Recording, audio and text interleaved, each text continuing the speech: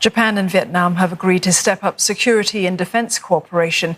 The accord has come during talks in Hanoi between Prime Minister Yoshihide Suga and his Vietnamese counterpart Nguyen Xuan Phuc. Now, the deal comes as concerns mount over China's increasing assertiveness in the contested South China Sea. Live now to Tung Ngo in a moment, but first, here's a look at developments so far.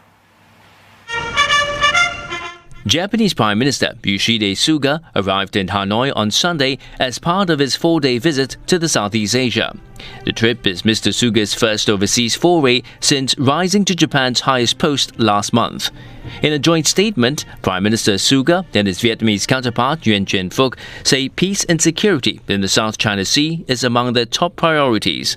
The two sides have also reached a basic agreement allowing Japan to export defense equipment and technology to Vietnam. Also agreed more people movement to help reopen the two economies. 新型コロナ禍からの回復に向けた協力です。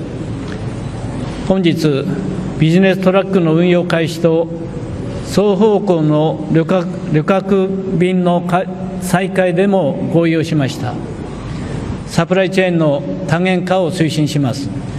It is a second time in a row that the Japanese Prime Minister chose Vietnam to be the first country for their trip abroad. Tung Ngo is in Hanoi. Tung, Japan's new Prime Minister, he picked Vietnam for his first official overseas trip. What's the significance of this?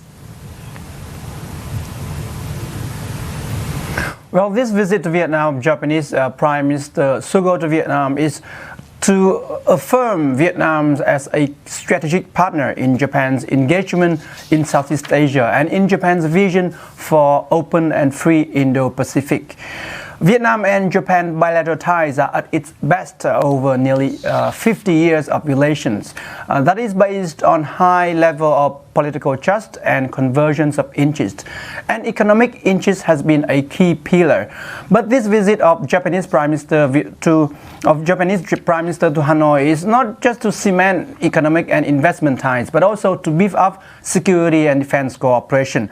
The two prime ministers, during their talks in Hanoi, expressed concerns over China's actions in the South China Sea and East China Sea, naming it as unilateral actions to change the status quo that are not in line with international laws. But Japan steered away from harsh anti-China rhetoric. At the press conference earlier today, the two prime ministers did not mention China by name. Some experts believe that the significance of this visit is to showcase and to strengthen closing ties between two strategic partners in Asia in response to China's increasing assertiveness in its maritime territorial claims. And also, the visit is demonstrate Japan's efforts to expand influence in the region. With that in mind then, Tung, were there any major outcomes from today's talks? 12 agreements have been signed following the bilateral talks between the two prime ministers to strengthen bilateral cooperations in area of energy, infrastructure, health, environment, and innovation. Japan has also committed to provide Vietnam with 300 million Japanese yen worth of equipment to combat terrorism.